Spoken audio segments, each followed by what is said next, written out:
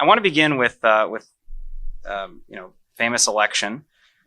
We've had the Conservative Party in American politics that nominated a brash candidate, somebody who was very controversial, someone who was accused of mistreating his workers, of being associated with gambling, of misbehavior, someone who's been accused of having a violent temperament, a candidate with a lot of support from the South, and someone who nominated a vice presidential candidate who was a Northern evangelical to appeal to people who were upset at that candidate. And this is, of course, the election of 1844.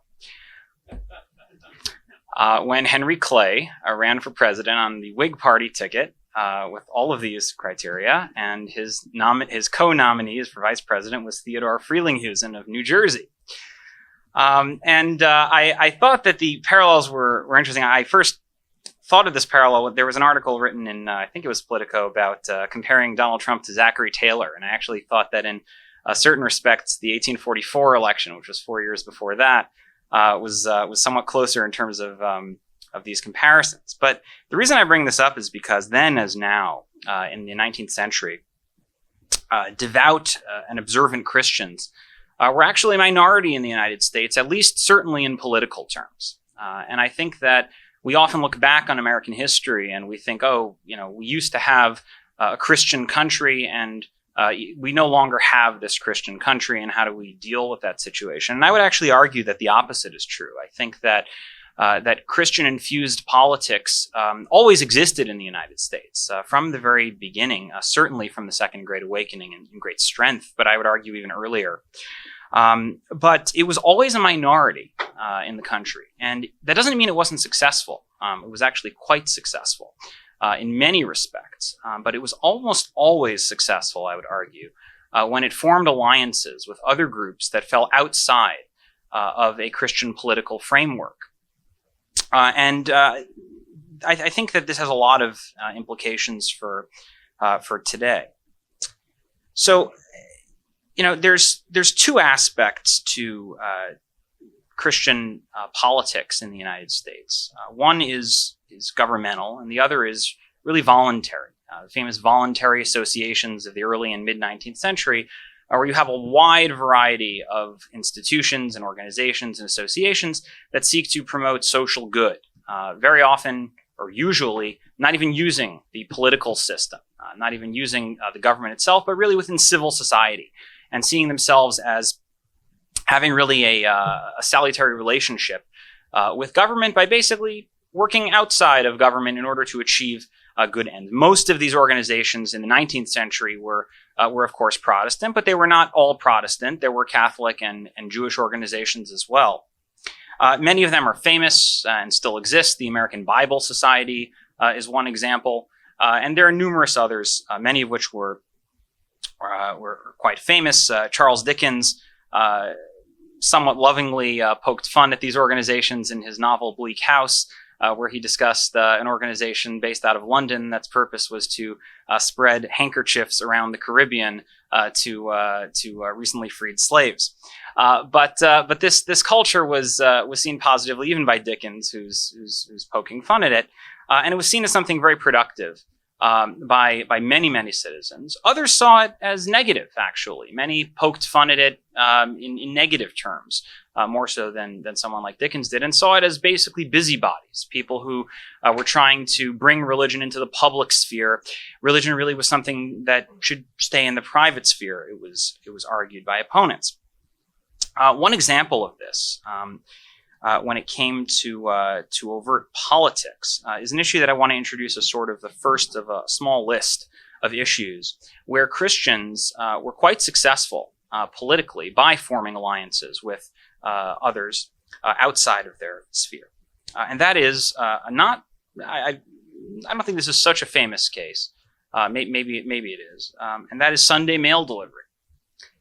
There is no Sunday mail delivery, but for most of American history, there was Sunday mail delivery. And that was despite a vibrant and very aggressive Christian-led effort to abolish Sunday mail service. And this goes back to the Second Great Awakening.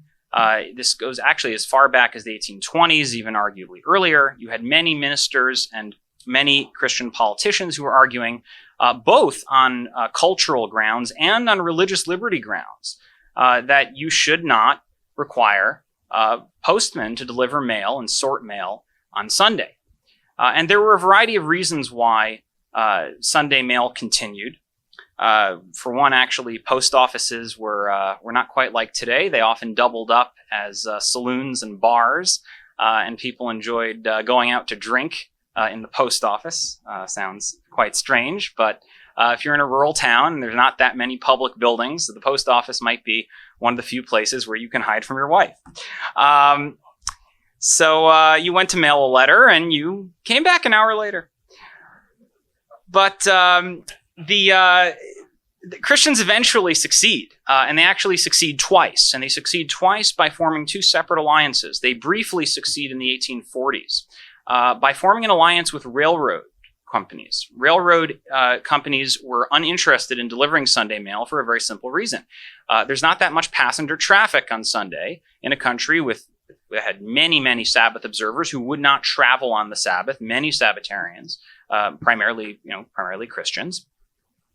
And so it wasn't profitable to run mail lines. And so there's this alliance that forms, and for a brief period of time in the 1840s, the growing railroad industry and Christians succeed in stopping Sunday mail delivery. Now, it eventually gets reinstituted.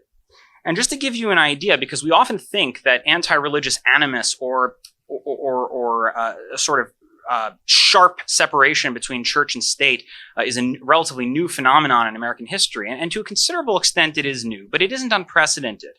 The Senate had a committee that oversaw the post office, just as it does today, and for whatever reason, the chairman of the committee during this debate, in the height of Jacksonian Whig politics, was Richard M. Johnson. Richard M. Johnson became the vice president of the United States under Martin Van Buren. Not a very famous vice president, but he was a powerful political figure. And he was the chairman of the Senate Postal Committee before he became vice president. He actually argued in a hearing publicly that Sunday mail delivery had to happen because if the government would stop mail delivery on Sunday, it would be favoring the Christian Sabbath over other religions. Okay, mind you, the United States at the time in the 1830s, okay, there was not a very big Jewish population, or a big Muslim population, or a big Hindu population. But in that context, the future vice president of the United States, from the dominant political party, the Democrats, was making the argument that the Christian Sabbath could not be recognized as a day of rest. But the Whigs, who consider themselves to be the conservative party, were primarily supportive of stopping Sunday mail, and they succeeded in the 1840s, but it was restarted eventually as more people rode the trains on Sunday. So Christians formed a new alliance in the end of the 19th century and the beginning of the 20th century, and that was with labor this time. Quite the contrary in terms of business alliances, and basically labor union workers wanted a day off. And so in 1912, Congress passes an amendment to a relatively unrelated bill, which William Howard Taft signs, and that is it. There's no more Sunday mail delivery, and that's how it's been. There's a variety of other issues. I'll try to be brief, but just run through some of them. American Christians who were opposed to public vice, public drunkenness, prostitution, a variety of other behaviors in red light districts in northern urban cities, often succeeded in getting these types of practices banned by forming alliances with other Americans who were not necessarily religious, but who simply wanted to, we might call them law and order people. They wanted quiet in their neighborhoods. And so the Republican Party in Chicago in the late 19th century featured an alliance of many religious Christians and many relatively unobservant, maybe nominal Christians who weren't necessarily that religious, but who essentially formed an alliance with other Republicans to try to crack down on red light district activity, which was primarily promoted by the Democratic Party in the North in major cities. you also had, and there are a lot of famous stories associated with that. The Chicago Mafia, for example, was very much in bed with the Democratic Party in Chicago because they wanted the red light districts open for obvious reasons. Gambling is another issue. Prohibition, temperance, that's another instructive one. Temperance in the mid-19th century was largely a Christian issue, and it didn't meet with very much success. I'm not judging the wisdom or lack of wisdom of temperance and prohibition, but I'm using this as an illustrative model. Christian temperance movements in the mid-19th century were largely voluntary in terms of voluntary organizations, but they did succeed in getting some state and local laws passed prohibiting or regulating alcohol. But it was quite isolated, actually, compared to prohibition, which came later. And prohibition really came later, largely due to alliances with groups outside of American Christian-oriented politics, largely due to alliances with women who were gaining the votes in many states even before the female vote was nationalized, and who were experiencing an unprecedented and really just shocking degree of domestic violence in the country. And really an alcohol epidemic that was causing enormous numbers of workplace accidents, injuries and deaths in a later part of the Second Industrial Revolution. And so this was really an alliance in terms of alcohol that involved both Christians and people who were not acting based on Christian motivations. And a lot of progressives, a lot of relatively secular progressives were motivated to work with relatively religious progressives and non-progressive Christians in that political alliance. And there's a couple more.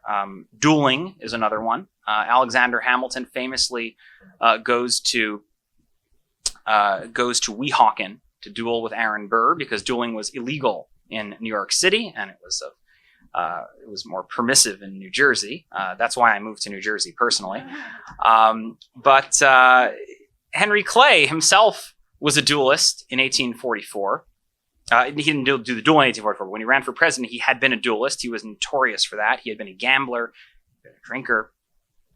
And there's an alliance against dueling, both because of Christians who felt that it was immoral, and also because of relatively less religious Americans who simply felt that in a society that was should be dominated by reason, this type of activity was just simply uncouth and dangerous and unacceptable.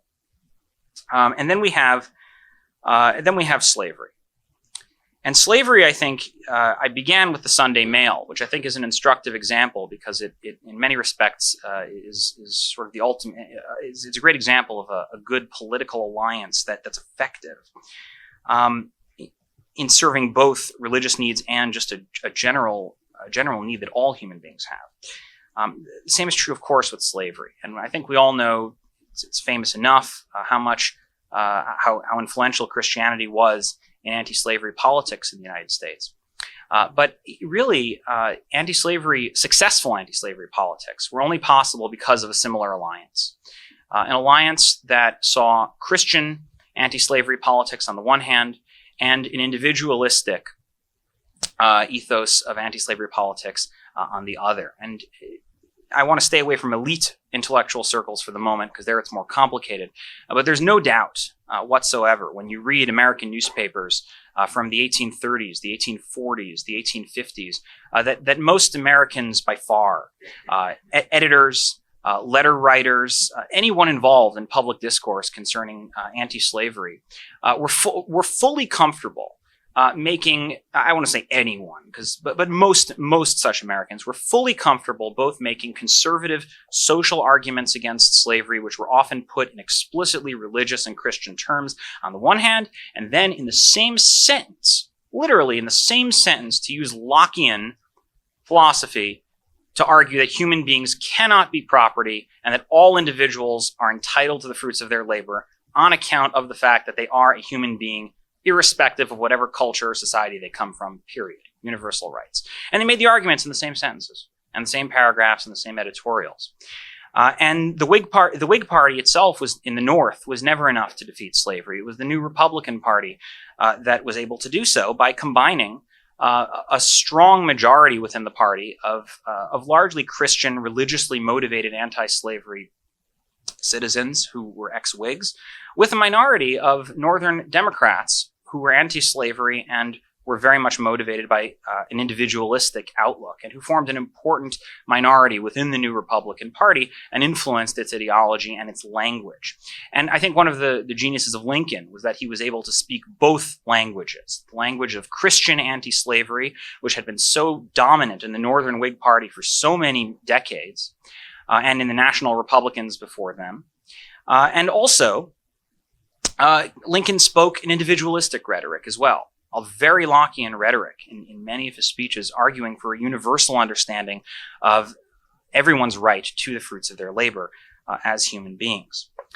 Reconciling the two in an intellectual sense, they felt they could do it even if they didn't go through all of the details.